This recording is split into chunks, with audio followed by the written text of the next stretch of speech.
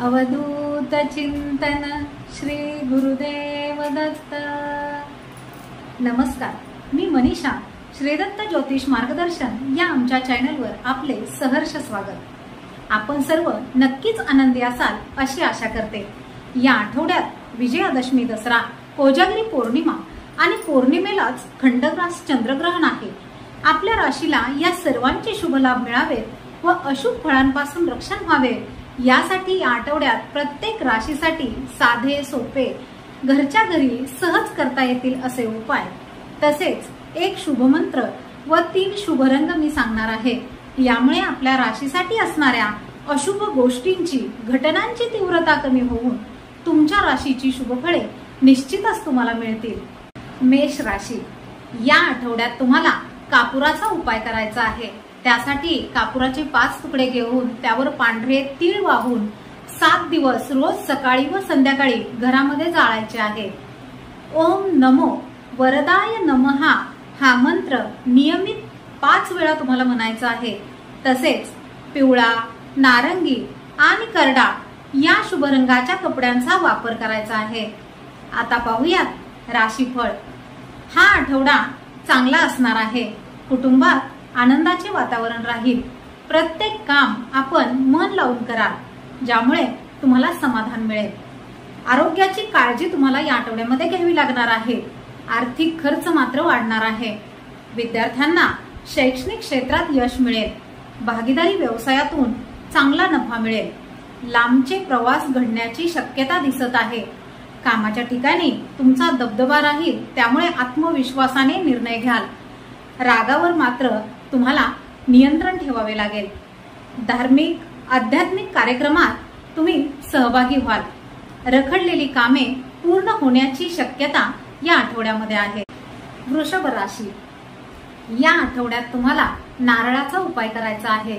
त्यासाठी 2 नारळ देवापुढे ठेवून त्यावर रोज अष्टगंध व अक्षता व्हाव्यात। कोजागिरी पौर्णिमेला पाण्यात किंवा गणपती मंदिरात ते अर्पण करावे। ओम नमो तारणाय नमः हा मंत्र नियमित 5 वेळा म्हणावा। तसेच जांभळा, लाल आणि मोरपंखी या शुभ रंगाच्या कपड्यांचा वापर करावा। आता पाहूयात राशीफळ। या आठवड्यात कौटुंबिक वातावरण सामान्य राहील। चांगले आर्थिक लाभ होण्याची शक्यता दिसत आहे, पण अनपेक्षित खर्चही वाढेल। डोके, कंबर व पाय यांच्या शारीरिक तक्रारी जाणवतील। इतर कोणाच्याही वादात किंवा भांडणात पडू नका, यामुळे आपलेच नुकसान होऊ शकते। विद्यार्थ्यांना सराव परीक्षांमध्ये चांगले यश मिळेल। नोकरीच्या ठिकाणी वरिष्ठांचे व मित्रांचे सहकार्य तुम्हाला मिळेल। कामासंदर्भात केलेल्या प्रवासातून फारसे यश मिळणार नाही। काही अनपेक्षित बातम्या मिळण्याची शक्यता दिसत आहे। उंच ठिकाणे व पाणी यापासून तुम्ही या आठवड्यामध्ये सावध राहायचे आहे। मिथुन राशी, या आठवड्यात तुम्हाला बदामाचा उपाय करायचा आहे। त्यासाठी एका वाटीत 7 बदाम घेऊन ते देवापुढे ठेवावे। त्यावर रोज 1 चमचा शुद्ध तूप घालावे। कोजागिरी पौर्णिमेला पाण्यात किंवा उत्तरेकडील झाडाला ते अर्पण करावे। ओम नमो गोविंदाय नमः हा मंत्र नियमित 7 वेळा म्हणावा। तसेच पांढरा, हिरवा आणि लाल या शुभ रंगाच्या कपड्यांचा वापर करावा। आता पाहूयात राशीफळ। या आठवड्यात आपली प्रतिष्ठा आणि मान सन्मान वाढेल। यामुळे विरोधकही वाढणार आहेत। वडिलांकडून आर्थिक लाभ होतील। धार्मिक कार्यात खर्च होऊ शकतो। परदेशात जाण्याचे योग दिसत आहेत। प्रेम संबंधात सुधारणा होईल। कामाच्या ठिकाणी संघर्षाची परिस्थिती निर्माण होण्याची शक्यता आहे। विद्यार्थ्यांना स्पर्धा परीक्षांमध्ये यश मिळवण्यासाठी आणखी कष्ट करावे लागतील। कामानिमित्त केलेले प्रवास फायद्याचे ठरणार नाहीत। तब्येतीची थोडी काळजी घ्यावी लागेल। तसेच वाहन व उंच ठिकाणे यापासून तुम्ही या आठवड्यामध्ये सावध राहिले पाहिजे।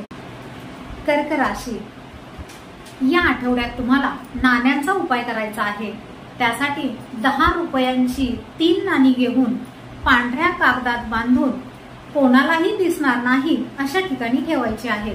कोजागिरी पौर्णिमेला महादेवाच्या मंदिरात किंवा दानपेटीमध्ये ती टाकायची आहेत। ओम नमो ऊर्जिताय नमः हा मंत्र 11 वेळा नियमित म्हणायचा आहे. तसेच जांभळा, लाल, पिवळा या शुभ रंगाच्या कपड्यांचा वापर करावा. आता पाहूयात राशीफळ. कौटुंबिक वातावरण आनंदी असेल. एखादे नवीन वाहन किंवा घर खरेदी कराल. सतत मानसिक ताण राहणार आहे, त्यामुळे स्वतःवर थोडा संयम ठेवावा लागेल. कामाच्या ठिकाणी नवीन संधी येतील, पण तुम्हाला त्याचा फायदा घेता आला पाहिजे. विद्यार्थ्यांना अभ्यासात मन लागणार नाही. व्यवसायात आर्थिक अडचणी येऊ शकतात. दूरच्या प्रवासात अडचणी येण्याची शक्यता आहे, त्यामुळे प्रवास करू नये. प्रत्येक काम तुम्ही तुमच्या कौशल्याने पूर्ण कराल, पण त्यातून फारसे समाधान मिळणार नाही. सिंह राशी. या आठवड्यात तुम्हाला तांदूळाचा उपाय करायचा आहे. त्यासाठी 5 मोठी तांदूळ घेऊन त्यावर हळदी कुंकू वाहून हिरव्या कपड्यात बांधून पूर्वेकडील खिडकीला बांधावे. कोजागिरी पौर्णिमेला पाण्यात किंवा पूर्वेकडील झाडाला ते अर्पण करावे. ओम नमो भास्कराय नमः हा मंत्र नियमित 5 वेळा म्हणावा. तसेच हिरवा, करडा, सोनेरी या शुभ रंगाच्या कपड्यांचा वापर करावा. आता पाहूयात राशीफळ. या आठवड्यात कौटुंबिक वातावरण आनंददायी असेल. परस्पर संबंध सुधारतील. घरासाठी एखादी वस्तू खरेदी कराल. एखाद्या अडचणीत येऊ शकता. तसेच एखादी वाईट बातमी देखील तुम्हाला मिळू शकते. अपघात, दुखापत होण्याची शक्यता आहे. कामाच्या ठिकाणी वातावरण चांगले असेल. सहकारी तुम्हाला सर्व प्रकारे मदत करतील. विद्यार्थ्यांची एकाग्रता कमी होईल. जवळची व्यक्ती विश्वासघात करू शकते. धार्मिक कार्यक्रमात आपण सहभागी व्हाल. मित्रांचे सहकार्य मिळेल. प्रवासातून काही महत्त्वाची कामेही पूर्ण होतील. कन्या राशी. या आठवड्यात तुम्हाला दुधाचा उपाय करायचा आहे. त्यासाठी रोज वाटीभर दुधात मध मिसळून रोज तुळशीला किंवा फळाच्या झाडाला ते अर्पण करायचं आहे. ओम नमो पद्मनाभाय नमः हा मंत्र नियमित 11 वेळा म्हणायचा आहे. तसेच हिरवा, पिवळा आणि चंदेरी या शुभ रंगाच्या कपड्यांचा वापर करावा. आता पाहूयात राशीफळ. या आठवड्यात कौटुंबिक वातावरणात तणाव निर्माण होऊ शकतो, पण आपण त्यातून नक्कीच मार्ग काढू शकाल. कामाच्या ठिकाणी सकारात्मक वातावरण असेल, परंतु कोणतीही नवीन जबाबदारी अडचणी वाढवू शकते. आर्थिक प्राप्ती चांगली होईल. विद्यार्थ्यांना कठोर परिश्रम करावे लागतील. एखाद्या धार्मिक कार्यक्रमात आपण सहभागी व्हाल. लोक तुमच्याकडे आकर्षित होतील. या आठवड्यात केलेल्या प्रवासाचे चांगले परिणाम दिसून येतील. घर किंवा वाहन दुरुस्तीसाठी खर्च होण्याची शक्यता आहे. गुप्त शत्रूंच्या कारवाया वाढणार आहेत, त्यामुळे आपल्याला अत्यंत सावध राहावे लागणार आहे. तुळ राशी. या आठवड्यात तुम्हाला तुरटीचा उपाय करायचा आहे. त्यासाठी तुरटीचे 7 तुकडे घेऊन त्यावर हळदी कुंकू वाहून एका डब्यात बंद करून किचनमध्ये ठेवायचं आहे. कोजागिरी पौर्णिमेला पाण्यात किंवा पूर्वेकडील झाडाला ते अर्पण करायचं आहे. ओम नमो अमृताय नमः हा मंत्र 7 वेळा तुम्हाला नियमित म्हणायचा आहे.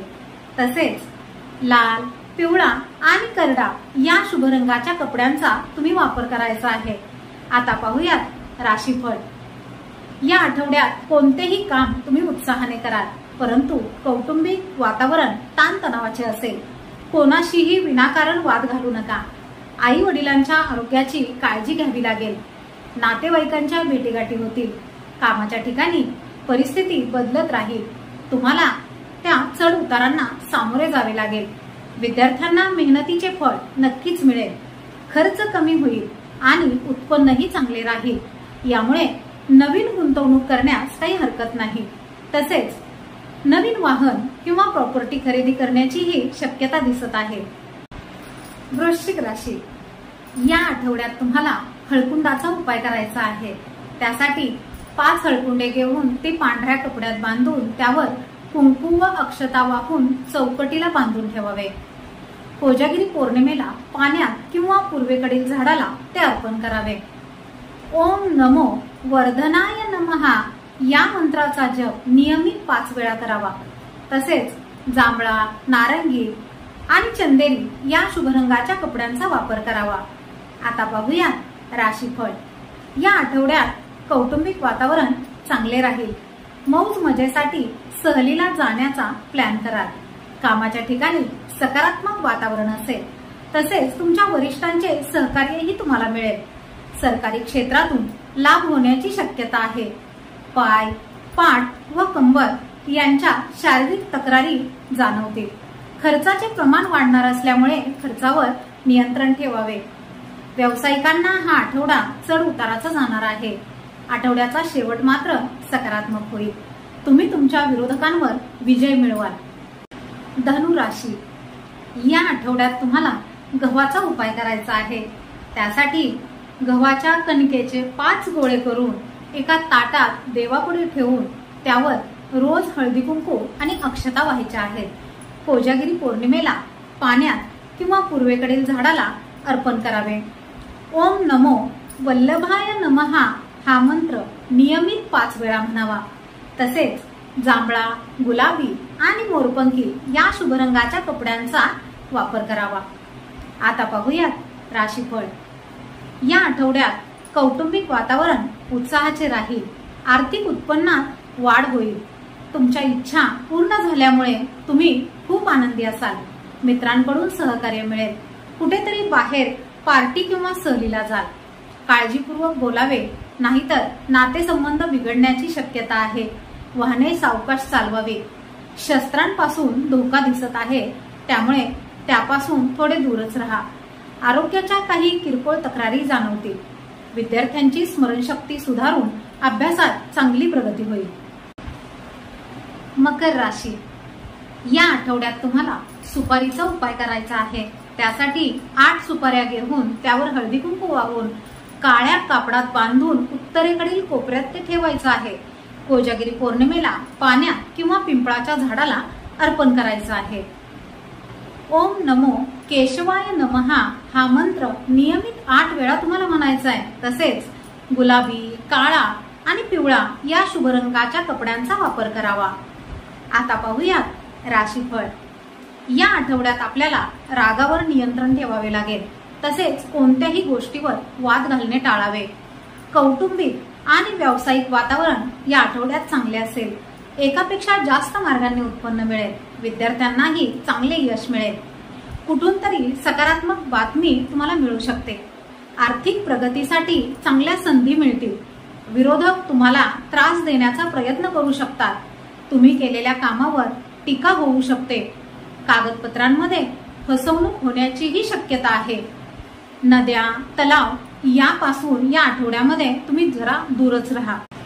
कुंभ राशी। या आठवड्यात तुम्हाला विड्याच्या पानांचा उपाय करायचा आहे।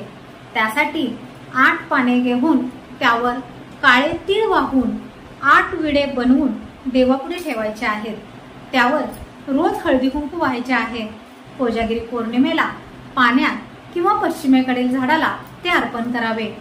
ओम नमो पितांबराय नमः हा मंत्र नियमित 8 वेळा म्हणावा। तसेच जांभळा, गुलाबी आणि राखाडी या शुभ रंगाच्या कपड्यांचा वापर करावा। आता पाहूयात राशीफळ। या आठवड्यात कौटुंबिक वातावरण आनंदी असेल।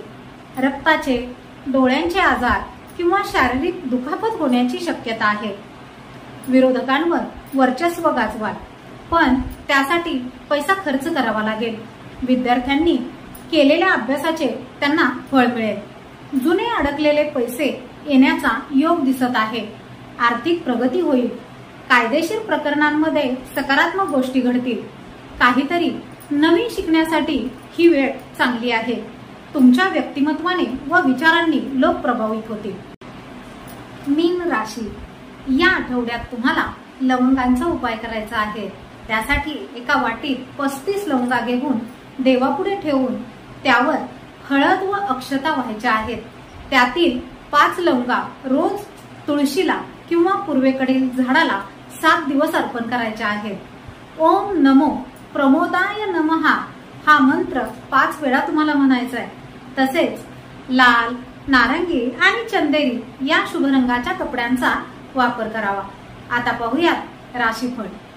कामाच्या ठिकाणी जास्त मेहनत तुम्हाला करावी लागेल. वरिष्ठ अधिकारी तुमच्या कामावर लक्ष ठेवून राहतील. कौटुंबिक वातावरण फारसे चांगले असणार नाही. भाऊ बहीण किंवा मित्र यांच्याबरोबर वाद होण्याची शक्यता आहे. विद्यार्थ्यांचे लक्ष अभ्यासात केंद्रित होणार नाही. आर्थिक फायदा होण्याचीही शक्यता आहे. भागीदारीत केलेले काम फायद्याचे ठरेल. याआधी केलेल्या मेहनतीचे तुम्हाला फळ मिळेल. आरोग्याच्या किरकोळ तक्रारी तुम्हाला जाणवतील. असे कोणतेही काम करू नका ज्यामुळे आपल्या प्रतिष्ठेला धोका पोहोचेल.